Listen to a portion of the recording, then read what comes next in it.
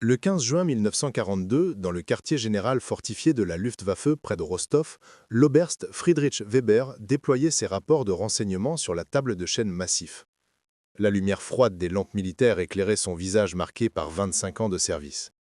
Devant lui, une douzaine d'officiers allemands attendaient son briefing matinal sur les déploiements soviétiques récents.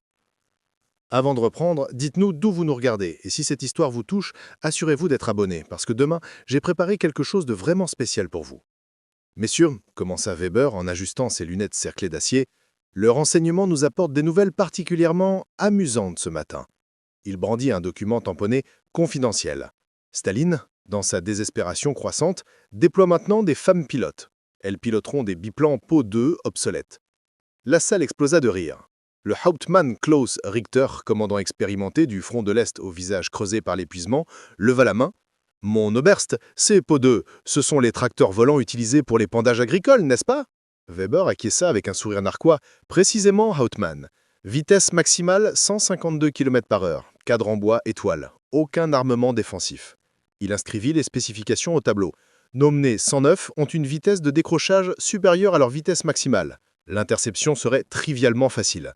Un jeune lieutenant au fond de la salle s'esclaffa. Des babouchkas qui nous lâchent des pommes de terre, Oberst? L'hilarité gagna l'assemblée. Richter, malgré sa fatigue, se permit un sourire. Après 3 mois de combats acharnés, ce moment de légèreté était un cadeau précieux pour le moral. Weber referma son dossier avec satisfaction. Je classerai cette menace comme négligeable dans mon rapport officiel. Valeur de propagande uniquement. Messieurs, concentrons-nous sur les véritables chalites stratégiques. À 300 km de là, le Gefreiter Stefan Müller, simple soldat bavarois conscrit, écrivait dans son journal intime usé. 15 juin. Les officiers nous ont raconté une blague aujourd'hui. Les Russes envoient des femmes nous bombarder avec des avions en bois. Nous avons ri pour la première fois depuis des semaines. Peut-être que cette guerre devient aussi folle qu'ils le prétendent. À Berlin, dans les bureaux élégants du commandement de la chasse, le lieutenant Hans Becker, 23 ans, as de la Luftwaffe avec 17 victoires confirmées, recevait ses ordres de transfert. Son commandant, un colonel vieillissant, lui tendait les documents avec un sourire complice. Le front de l'Est, Becker. Vous avez de la chance. Vous affronterez des cibles faciles. Des tracteurs volants pilotés par des ménagères russes. Le colonel tapota le pôle du jeune pilote. Vous doublerez votre tableau de chasse en un mois. 10 victoires garanties dès votre première sortie. Becker bomba le torse, son arrogance de jeunesse intacte.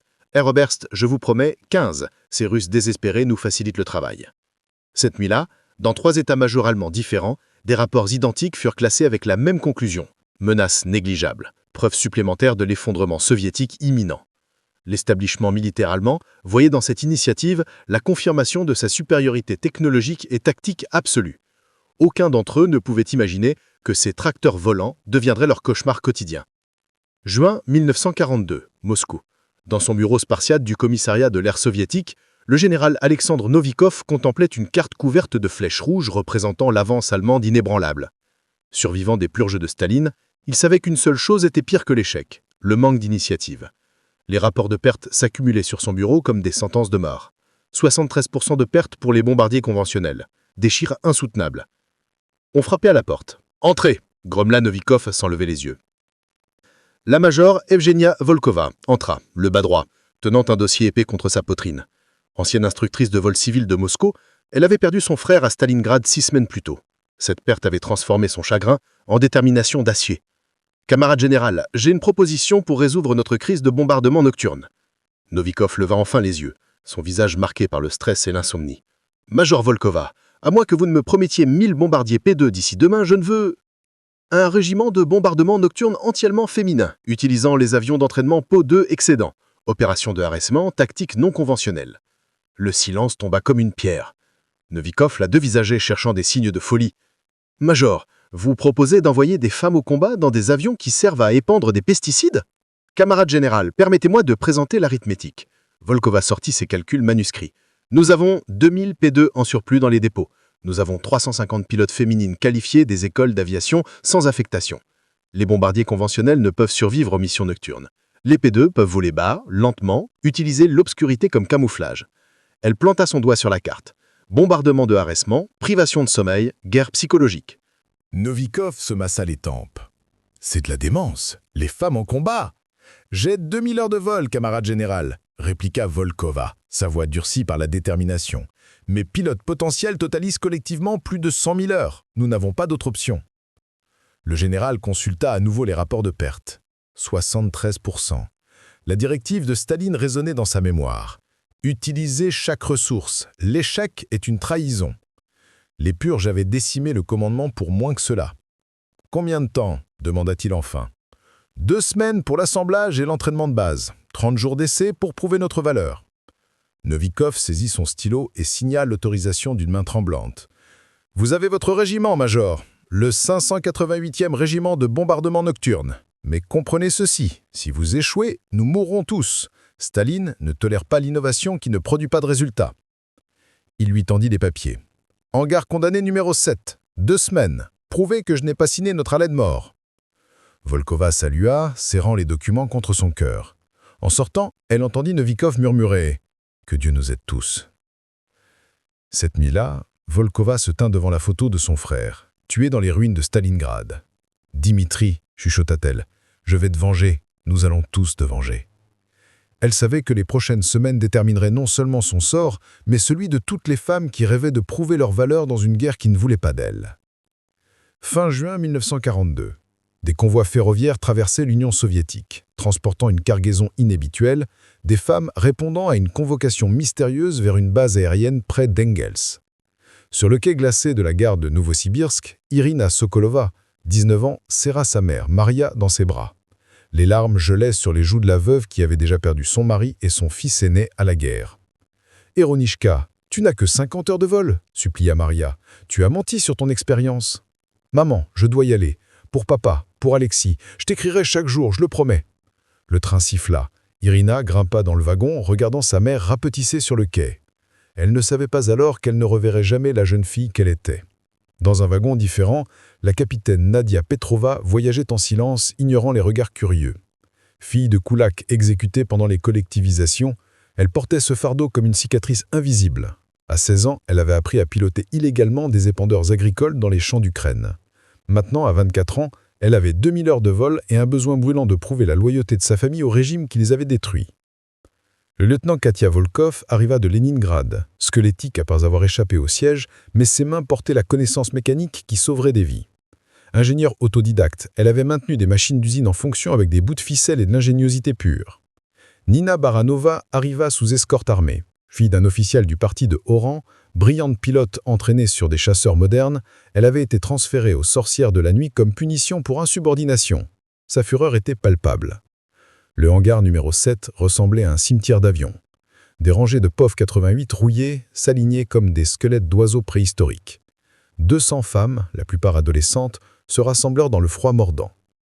Volkova monta sur une caisse. « Camarades, commença-t-elle, sa voix portant dans le silence, je ne vous mentirai pas. Nous piloterons les avions les plus vieux de l'arsenal soviétique lors des missions les plus dangereuses imaginables.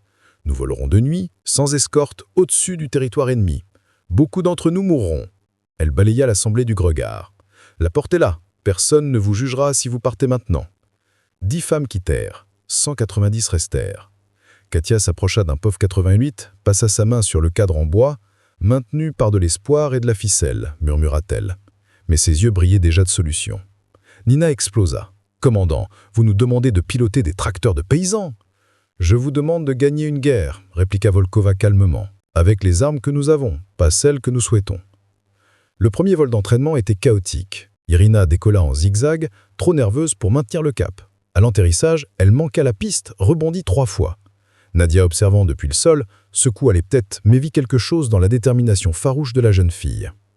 Olga Romanova, étudiante en linguistique de Moscou, se porta volontaire spécifiquement pour l'interception radio, malgré sa terreur secrète de voler. « Je parle allemand fluemment, commandant. Je peux écouter leur communication. » Cette nuit-là, dans le hangar glacé, 200 femmes que la société jugeait inadaptées commencèrent leur transformation. Elles ne savaient pas encore qu'elles deviendraient légendes. Elles savaient seulement qu'elles avaient 2 semaines pour prouver l'impossible ou mourir en essayant. Juillet 1942. L'aube se levait à peine sur la base d'Engels, mais le hangar numéro 7 bourdonnait déjà d'activité fébrile. Volkova poussait ses pilotes au-delà de toute limite raisonnable. Vol de nuit, manœuvre de descente avec moteur coupé, largage de bombes d'entraînement en béton. Chaque exercice défiant la logique aéronautique conventionnelle. Nadia Petrova, émergea comme le bras droit tactique de Volkova. Dans la noirceur de la 3e nuit d'entraînement, elle perfectionna la technique qui deviendrait leur signature mortelle. À 800 mètres d'altitude, elle coupa le moteur de son PO2. Le silence qui suivit était presque surnaturel. L'appareil glissait dans l'obscurité comme un fantôme, porté uniquement par le vent. À 100 mètres du sol, elle ralluma le moteur, lâcha sa bombe factice et remonta en chandelle. « Commandant !» rapporta-t-elle après l'atterrissage, ses yeux brillants d'excitation. « Nous pouvons approcher en silence absolu. Ils ne nous entendront qu'au moment de l'impact. » Volkova étudia les données de vol. Son esprit calculait déjà les implications tactiques. « Répète l'exercice. Je veux que chaque pilote maîtrise cette approche. » Katia Volkov et son équipe de mécaniciennes travaillaient 20 heures par jour. Elle découvrit que la construction en bois des PO2 présentait un avantage inattendu. Invisibilité quasi totale aux radars allemands. Les ondes radio traversaient le bois et la toile sans réflexion significative. « Nous sommes des fantômes », murmura-t-elle en caressant le fuselage d'un appareil. « Des fantômes que leurs machines ne peuvent voir. » Nina Baranova, cependant, contestait chaque décision de Volkova. Le 10e jour d'entraînement, elle mena une attaque simulée agressive qui manqua de percuter l'appareil de Volkova. Les deux avions passèrent à moins de 3 mètres l'un de l'autre. Sur le tarmac, Volkova affronta Nina, les deux femmes séparées par une rage à peine contenue. « Tu aurais pu nous tuer toutes les deux. »« J'ai prouvé qu'on peut être agressive, » cracha Nina. « Votre approche furtive est celle des lâches. Nous devons prouver que les femmes peuvent frapper aussi fort que les hommes. »« Non, » répliqua Volkova froidement. « Nous devons prouver que nous pouvons gagner. L'ego n'a pas sa place ici. » Irina Sokolova échoua systématiquement. 3 exercices de bombardement consécutifs ratés. La nuit du 11e jour, elle resta seule près de son appareil, contemplant l'abandon. Nadia la trouva là, les joues striées de larmes. « Je ne suis pas assez bonne, » sanglopa Irina. « J'ai menti sur mes heures de vol. Je vais faire tuer quelqu'un. » Nadia s'assit à côté d'elle sur l'aile froide. « J'avais 16 ans quand j'ai piloté mon premier répandeur. Je l'ai craché dans un champ de blé. Mon père aurait été exécuté si quelqu'un l'avait découvert. » Elle posa sa main sur l'épaule d'Irina. « La peur te garde en vie. La panique te tue. Choisis laquelle gouverne tes mains. » Dans son bureau exigu, Volkova contemplait la photographie de son frère Dimitri, tué à Stalingrad. Ses mains tremblaient. Dans 48 heures, elle enverrait ses femmes au combat. Certaines ne reviendraient pas. Le poids de cette certitude écrasait sa poitrine. Le 12e jour, le général Novikov arriva sans prévenir. Son visage était gris comme la cendre. « Major Volkova, l'avance allemande vers Stalingrad nécessite un déploiement immédiat. Votre période d'essai est écourtée. Votre première mission est programmée pour cette nuit. 22 heures. Dépôt de munitions allemand à 40 km derrière les lignes ennemies. » Le silence tomba sur l'assemblée des pilotes comme un linceul. Prête ou non, l'histoire exigeait son dû. Un camion militaire s'arrêta devant le hangar. Un sergent d'infanterie en descendit, le visage durci par le combat. Dimitri Volkov, le frère de Nadia. Il figea en reconnaissant sa sœur parmi les pilotes. « Nadia, qu'est-ce que tu fais ici ?» Sa voix mêlait choc et colère. « Tu es censé être en sécurité à… »« Je suis exactement où je dois être, » répliqua-t-elle fermement. « Je suis officier de liaison au sol maintenant. Nous travaillons ensemble. » Ce soir-là, Volkova tint le briefing final. 12 appareils. Nadia mènerait l'attaque, Irina volerait comme navigatrice dans son appareil. Première mission réelle. Baptême par le feu. « La peur est naturelle », déclara Volkova en balayant l'assemblée du regard. « Mais cette nuit, nous prouvons que nous existons, pas comme symbole, comme arme. » À 22 heures précises, 12 moteurs toussèrent dans la nuit d'été. Les PO2 roulant vers la piste, leur silhouette fragile se découpant contre le ciel étoilé. Dans chaque cockpit, des mains de femmes agrippaient les commandes. Des cœurs battaient comme des tambours de guerre. L'histoire militaire s'apprêtait à basculer. La nuit du 8 au 9 juillet 1942, 12 PO2 volaient en formation lâche vers le territoire occupé par les Allemands.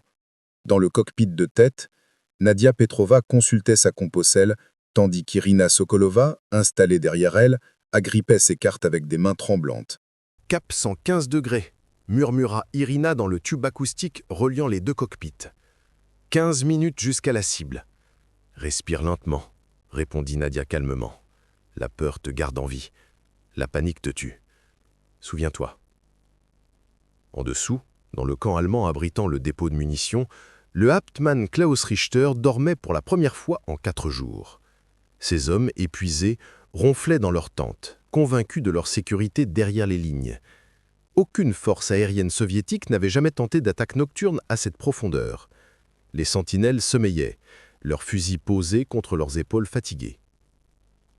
À 800 mètres d'altitude, Nadia leva la main. Le signal. Elle coupa son moteur. Le silence qui suivit était absolu. Seul le sifflement du vent sur les ailes en toile brisait le calme mortel. Le pot de glissait comme un prédateur nocturne, invisible et silencieux. Irina sentit son estomac se nouer. L'absence de bruit du moteur était terrifiante. Il tombait. Il devait tomber. Mais Nadia contrôlait la descente avec une précision chirurgicale, utilisant les courants d'air comme un sculpteur utilise l'argile. 30 secondes, chuchota Nadia. Les lumières du camp allemand grandissaient en dessous. Irina pouvait distinguer les silhouettes des tentes, les véhicules garés, le grand bâtiment abritant les munitions. Son cœur battait si fort qu'elle était certaine que les Allemands pouvaient l'entendre. « Largage », murmura Nadia. Sa main actionna le mécanisme. 4 bombes de 50 kilos tombèrent dans l'obscurité. Nadia ralluma le moteur et tira sur le manche. Le pot d'œuf remonta en chandelle au moment où les explosions déchirèrent la nuit. Le dépôt de munitions explosa comme un volcan artificiel. La déflagration illumina le ciel sur des kilomètres. Les munitions stockées détonaient en chaîne, créant un spectacle pyrotechnique d'une violence inouïe. Dans sa tente, Richter fut projeté hors de sa couchette. Ses oreilles sifflaient. Dehors, le chaos régnait. Ces hommes couraient dans toutes les directions, certains en flammes, d'autres hurlant des ordres contradictoires. « D'où ça vient ?» rugit-il à son adjudant. « Nous ne savons pas, Herr Hauptmann. Aucun avion détecté, aucun bruit de moteur. » Préparer et raconter cette histoire nous a pris beaucoup de temps. Alors si vous l'appréciez, abonnez-vous à notre chaîne. Cela compte énormément pour nous. Maintenant, retournons à l'histoire. Le 2e pot de Hataka, puis le 3e. Nadia avait espacé les appareils de 3 minutes. Chaque vague frappait avant que les Allemands ne puissent s'organiser. Les explosions se succédaient comme un orage méthodique. Nina Baranova, pilotant le 4e appareil, ne put résister. Contre les ordres, elle effectua un second passage, volant bas et agressif. Les mitrailleuses antiaériennes allemandes, fin d'alerter, ouvrirent le feu. Les traceurs gébraient le ciel. Nina sentit son appareil tressaillir quand une balle traversa son aile gauche. Trop près. Beaucoup trop près. Le 8e appareil ne fut pas aussi chanceux. Une rafale toucha le moteur. La pilote, Valentina Khrouchtcheva, lutta pour maintenir le contrôle, son appareil perdant de l'altitude rapidement. Elle réussit un atterrissage d'urgence brutal dans un champ à 8 km du camp. L'hélice arrachée, le train d'atterrissage brisé. Mais elle vivait. À l'aube, 12 pots d'œufs revinrent à Engels, 11 intacts, 1 gravement damagé mais réparable, 0 pertes humaines. Mission accomplie. Volkova les accueillit sur le tarmac, son visage impassible masquant un soulagement écrasant. Rapport, exigea-t-elle de Nadia. Cible détruite, aucune perte, une pilote blessée légèrement lors d'un atterrissage d'urgence. Récupération en cours. Nina descendit de son appareil, le visage livide, mais les yeux brillants. Volkova l'attendait. « Capitaine Baranova, votre second passage non autorisé a détruit leur réserve de carburant secondaire. » L'interrompit Nina, avec défi. « J'ai vu l'opportunité. »« Vous avez failli vous faire tuer, » répliqua Volkova. Mais sa voix portait une note de respect malgré elle. « La prochaine fois, suivez le plan. » Dans le camp allemand dévasté, Richter contemplait les ruines fumantes. Le Gefreiter Stefan Müller, survivant par miracle, écrivait dans son journal d'une main tremblante. « Ils sont venus comme des murmures. Nous ne les avons jamais vus. Nous ne les avons jamais entendus jusqu'à ce que les bombes explosent. Qu'est-ce que les Russes nous ont envoyé ?» Richter dictait son rapport à son aide-camp. « Attaque aérienne nocturne non conventionnelle. Tactique jamais observée. Approche silencieuse. Coordination précise. Recommande investigation immédiate. » Olga Romanova, écoutant les communications radio allemandes interceptées, transcrivait fiévreusement. Commandant, écoutez ceci. Ils parlent de fantômes silencieux et d'attaques impossibles. Ils ne comprennent pas ce qui s'est passé. Volkova permit un mince sourire. Bien. Gardons-les dans l'ignorance aussi longtemps que possible. Cette nuit-là, les sorcières de la nuit étaient nées, non par proclamation officielle, mais par le sang, la terreur et l'efficacité mortelle. Les Allemands venaient de découvrir qu'ils affrontaient quelque chose que leur manuel militaire n'avait jamais envisagé. Juillet-août 1942. Les semaines suivantes transformèrent le 588e régiment en machine de guerre nocturne implacable. Chaque nuit, les PO2 décollaient dans l'obscurité. Dépôt de ravitaillement. Concentration de troupes. Poste de commandement. Pont. Rien n'était à l'abri. Les tactiques se raffinaient avec une précision chirurgicale. Nadia développa le système de vagues multiples. Des appareils attaquant toutes les 20 minutes, pendant des heures, privant l'ennemi de sommeil.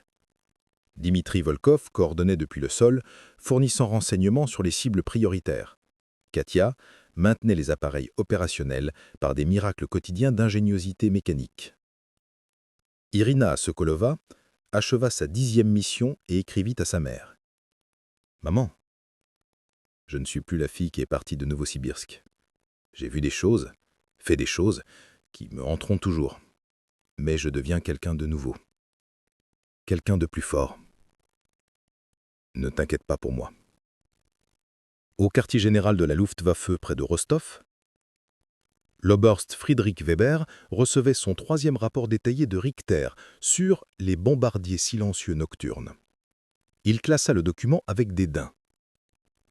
Richter souffre des fatigues au combat, cécité nocturne et épuisement. Aucune force aérienne ne peut maintenir des opérations nocturnes continues avec de tels appareils primitifs. C'est logiquement impossible. Mais sur le terrain, la réalité racontait une histoire différente. Les soldats allemands développaient une peur superstitieuse, le murmure des ailes dans la nuit, l'absence de bruit de moteur, les explosions surgissant de nulle part. Ils baptisèrent leurs attaquantes Nacht Hexen, sorcières de la nuit. Le nom se répandit comme une maladie à travers les tranchées. Le Gauffreiter Müller écrivait « 16e nuit sans sommeil véritable. Dès que nous fermons les yeux, elles viennent. » Ce murmure de mort. Les hommes commencent à craquer. Hermann s'est tiré une balle dans le pied hier pour être évacué vers l'arrière. Je le comprends. Le lieutenant Hensbecker, l'as de la chasse, reçut l'ordre de mettre fin à ses attaques. Son commandant lui fournit des M109 équipés pour le combat nocturne. « Trouvez ce Russe et abattez-les. Vous avez carte blanche. » La première nuit, Becker décolla avec confiance arrogante. Son radar détecta un contact à 3000 mètres. Il plongea, accéléra, visa et déposa sa cible à 400 km/h. Le PO2 volait à 150. La vitesse de décrochage de son ME-109 était de 180. Il ne pouvait physiquement pas ralentir assez pour viser. Il tenta une approche plus lente. Trop lente. Son appareil décrocha, entra en vrille. Becker lutta pour reprendre le contrôle, parvint à redresser à 200 mètres du sol. L'atterrissage d'urgence détruisit son train d'atterrissage. Il survécut, mais son orgueil était pulvérisé devant toute son escadrille. « Impossible à attraper », ragea-t-il au débriefing. « Elles volent trop lentement. Nos propres capacités deviennent notre faiblesse. » Nina proposa à Volkova des raids diurnes pour vraiment prouver notre valeur. Volkova refusa catégoriquement. « Notre force est l'invisibilité. Le jour, nous serions massacrés. L'ego ne gagne pas les guerres, Nina. » Irina Sokolova présentait ses transcriptions quotidiennes de communications allemandes interceptées. Les rapports documentaient l'effondrement psychologique progressif. Insomnie, paranoïa, morale en chute libre. Soldats refusant les postes de première ligne. Commandant, écoutez ce message capturé hier. Un soldat allemand a écrit dans son journal « Elles ne sont pas humaines. Aucun humain ne pourrait voler ainsi, frapper ainsi, disparaître ainsi. Ce sont vraiment des sorcières. » Volkova étudia les documents. « Nous ne gagnons pas cette guerre avec des explosifs. Nous la gagnons avec leur peur. » Au quartier général du groupe d'armées allemand, Richter demandait désespérément des renforts antiaériens. Mes lignes d'approvisionnement sont constamment disruptées. Mes hommes n'ont pas dormi correctement en 3 semaines. Nous perdons cette position. Son supérieur rejeta la demande. Les ressources ne peuvent être gaspillées pour du harcèlement mineur. Concentrez-vous sur l'ennemi réel. Cette semaine-là, le 588e vola 47 sorties, 47 attaques réussies, 0 perte. Les sorcières de la nuit avaient volé 215 tonnes de bombes et détruit pour des millions de Reichsmark d'équipements. Mais leur véritable impact se mesurait dans les yeux hantés des soldats allemands qui scrutaient le ciel nocturne avec terreur, sachant que le murmure de la mort pouvait venir à tout moment. Dans les états-majors, les généraux allemands continuaient à nier. Sur le terrain, leurs armées apprenaient à craindre l'obscurité et le silence qui précédait l'orage. La guerre psychologique fonctionnait au-delà de toutes espérances. Les sorcières de la nuit devenaient légende, une nuit à la fois. Septembre 1942. Stalingrad brûlait. La bataille la plus sanglante de l'histoire humaine transformait la ville en enfer terrestre. Le 588e régiment volait 8 à 10 sorties par nuit, soutenant désespérément la défense soviétique. L'épuisement n'était plus un mot, c'était devenu leur état permanent d'existence. Nadia Petrova acheva sa 8e mission en 12 heures. Ses mains tremblaient sur le manche, ses yeux brûlaient comme si on y avait versé du sable. Elle atterrit, sortit de son cockpit et s'effondra immédiatement sur le tarmac. Katia et Irina la portèrent jusqu'à son lit de camp.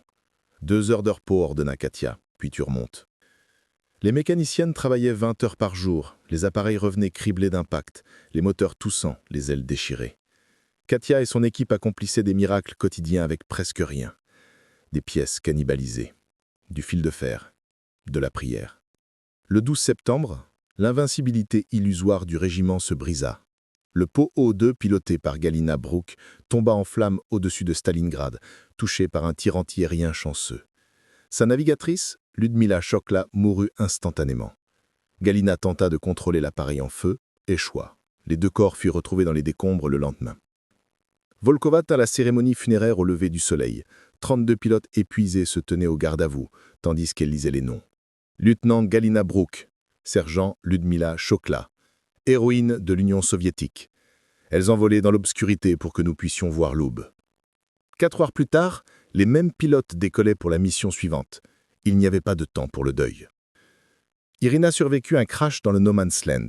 Son moteur explosa à 300 mètres d'altitude. Elle réussit un atterrissage contrôlé dans un cratère d'obus, l'appareil se brisant en 2. Coincée sous les débris toute la nuit, elle écouta les patrouilles allemandes passer à 20 mètres. À l'aube, une unité d'infanterie soviétique commandée par Dimitri Volkov la trouva. « Tu es vivante », murmura Dimitri en la dégageant des décombres. « Ta sœur me tuerait si je te perdais. » Cette nuit-là, Irina écrivit une lettre qu'elle cacha de la censure militaire. « Maman, j'ai cru mourir aujourd'hui. J'ai pensé à toi, à papa, à Alexei. J'ai compris que je pourrais ne jamais rentrer. Si tu lis ceci après ma mort, sache que j'ai choisi cette voie. Je ne regrette rien. » Nina Baranova atteignit son propre point de rupture. Frustrée par les tactiques défensives constantes, elle organisa un raid diurne non autorisé contre un bataillon d'artillerie allemand. Elle prit 4 appareils, 6 pilotes volontaires. Ils attaquèrent en plein jour, agressifs et rapides. Le raid réussit spectaculairement. 12 canons d'artillerie détruits, un dépôt de munitions secondaires anéanti. Mais 2 appareils furent abattus, 3 pilotes mortes. Le prix était inacceptable. Volkova convoqua Nina dans son bureau improvisé. La cour martiale fut brève et brutale. « Capitaine Baranova, vous avez violé les ordres directs. Vous avez causé la mort de 3 camarades. J'ai détruit l'artillerie qui massacrait nos troupes. Vous voulez que nous restions des fantômes? Je veux qu'ils nous craignent à la lumière du jour aussi. »« Je veux que mes pilotes survivent, » répliqua Volkova glacialement. « Vous êtes dégradés. 2 semaines de corvée. Si vous désobéissez encore, je vous fais fusiller personnellement. » Mais cette mai-là, seule dans son bureau, Volkova étudiait les rapports de dommages causés par le raid de Nina. 12 canons. Le bataillon entier neutralisé. Elle inscrit dans son journal privé. Nina a raison tactiquement. Elle a tort stratégiquement. Nous ne pouvons gagner par la force brute, mais son courage est indéniable. À 40 km de là, le Hauptmann Richter regardait sa position être envahie. 3 semaines d'attaques nocturnes incessantes avaient détruit ses lignes d'approvisionnement. Ces hommes n'avaient pas dormi correctement depuis un mois. Quand l'assaut soviétique vint, ils s'effondrèrent. Richter se replia vers l'ouest avec les survivants. Au poste de commandement régional, il trouva enfin le Oberstweaver. La confrontation explosa comme une bombe. « Vous avez ignoré mes vartissements pendant 3 mois. J'ai perdu la moitié de mes hommes. pas au combat direct, mais à l'épuisement, à la paranoïa, au manque de sommeil. Cette propagande inoffensive a contribué à perdre Stalingrad. Weber, le visage blême, fixait ses propres rapports. Les chiffres ne mentaient pas. 17 positions perdues, toutes harcelées nuit après nuit par les bombardiers silencieux. Il avait commis la même erreur classique, sous-estimer l'ennemi basé sur des préjugés plutôt que sur des faits. Hauptmann, vous êtes épuisé, dit-il faiblement. Prenez du repos. Le repos ? Il éclata d'un rire amer. Nous avons appris à craindre le silence. C'est quand on ne les entend pas qu'elles arrivent, vous comprenez ? Votre arrogance nous a coûté cette bataille. Cette nuit-là, le lieutenant Baker déploya des projecteurs et des fusées éclairantes sur un périmètre de 5 km. Son escadrille entière chassait une seule formation de sorcières de nuit. Ils ne touchèrent rien. Les pots O2 volaient trop bas, trop lents, trop imprévisibles. Olga intercepta une communication du haut commandement allemand. Pour la première fois, le terme « menace sérieuse » apparaissait. « Commandant », rapporta-t-elle à Volkova, « ils nous reconnaissent officiellement. Ce n'est plus de la propagande à leurs yeux. » Le général Novikov visita la base. Son visage portait un avertissement sombre. « Major Volkova, votre succès vous a rendu visible. Staline lui-même connaît votre régiment maintenant. Vous ne pouvez plus échouer. L'échec signifierait la disgrâce pour nous tous. » Cette nuit-là, Volkova contemplait le ciel étoilé. Son régiment avait perdu 8 pilotes en 3 semaines. Les survivantes volaient au-delà des limites humaines. Elles prouvaient leur valeur dans le sang et l'épuisement. Mais le prix devenait insoutenable. Octobre-novembre 1942. La bataille de Stalingrad basculait. Le haut commandement allemand fut forcé de reconnaître officiellement la menace représentée par le 588e régiment. L'Oberst Weber, humilié, rédigea une évaluation formelle qui contredisait tous ses rapports précédents. Tactiques ennemies non conventionnelles, nécessitant contre-mesures immédiates, écrivit-il avec une plume tremblante. Les pilotes féminines soviétiques démontrent une efficacité disproportionnée à leurs moyens techniques. Recommandations, allocation de ressources prioritaires pour neutralisation. Le rapport fut classé urgent et transmis directement à Berlin. L'admission publique de son erreur détruisit la réputation de Weber. Mais les faits étaient indéniables. Le lieutenant Hans Becker reçut des ressources illimitées. Projecteurs spécialisés, biplans Arado conçus pour voler lentement, armes expérimentales. Il devint obsédé par l'idée d'abattre ne serait-ce qu'une sorcière de la nuit.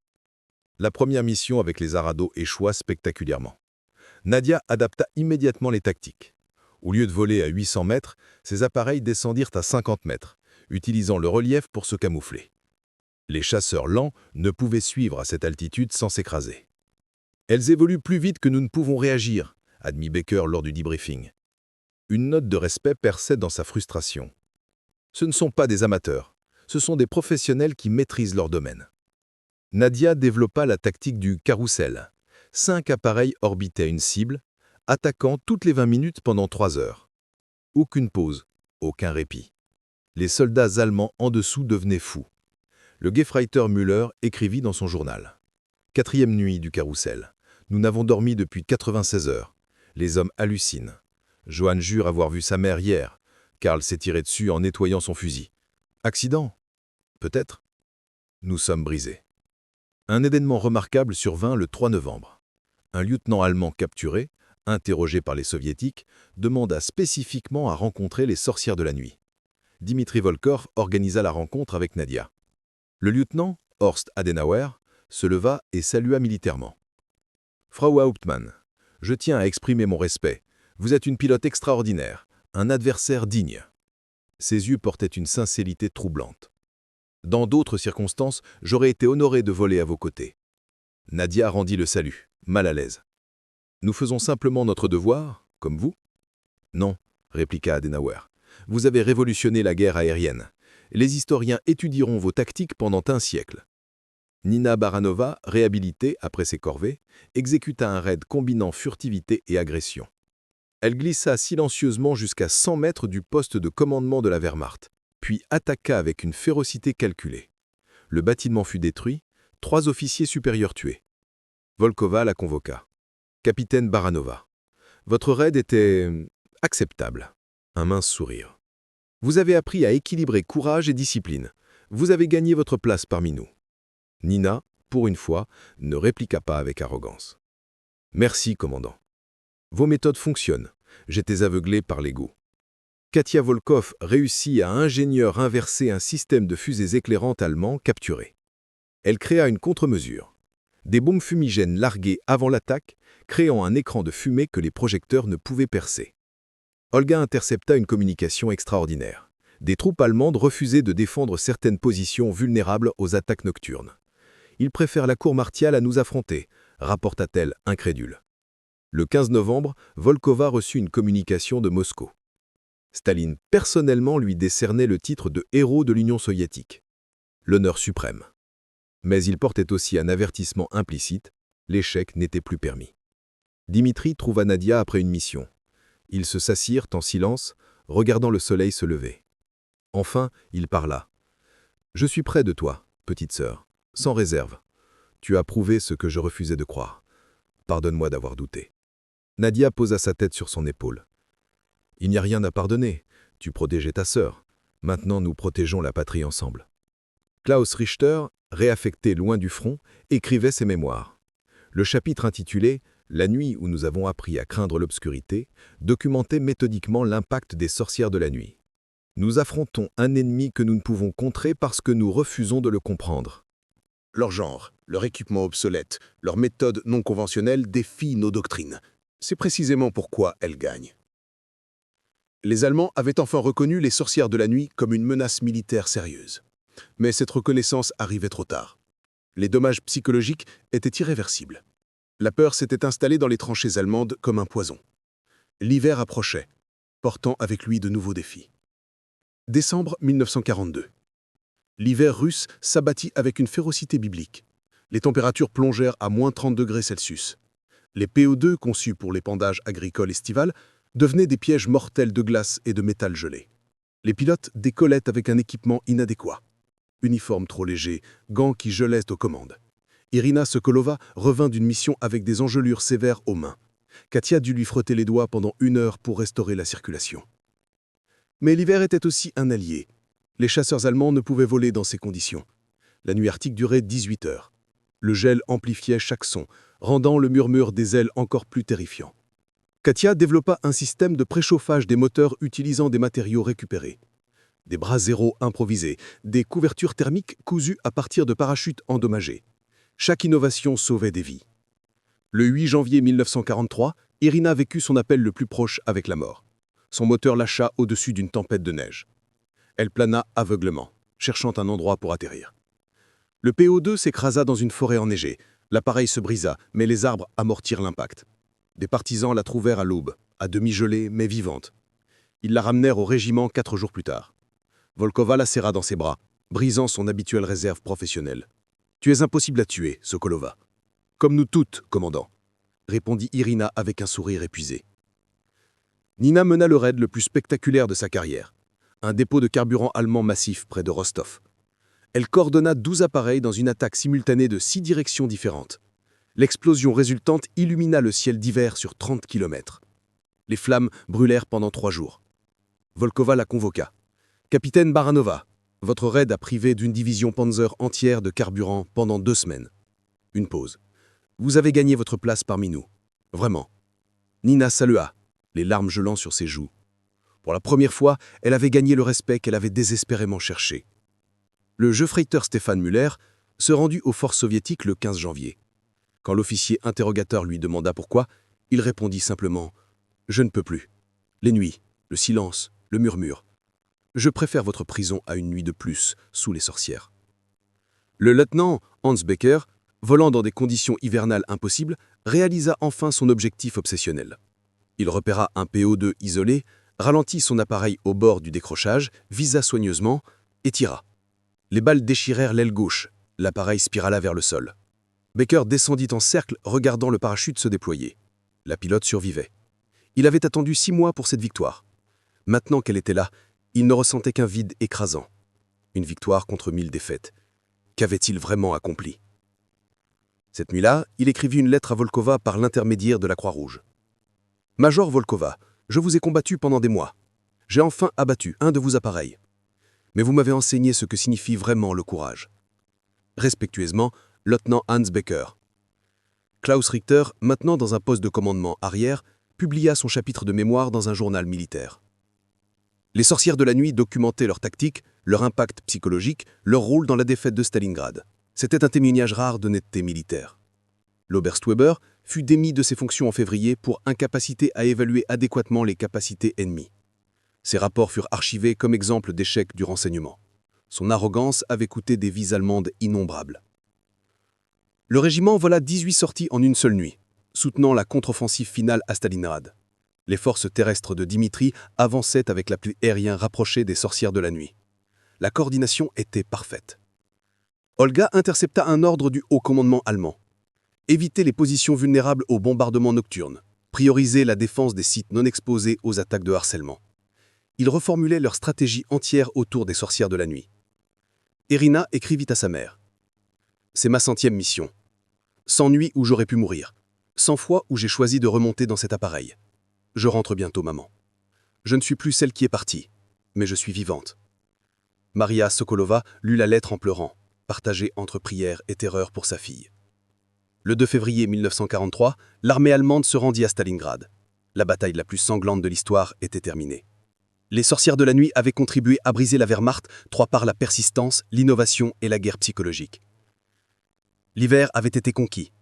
Volkova réunit son régiment. « Camarades, nous avons prouvé notre valeur, mais la guerre continue. Reposez-vous cette nuit. Demain, nous volons vers l'ouest. » Les femmes que l'Allemagne avait moquées avaient contribué à changer le cours de la guerre.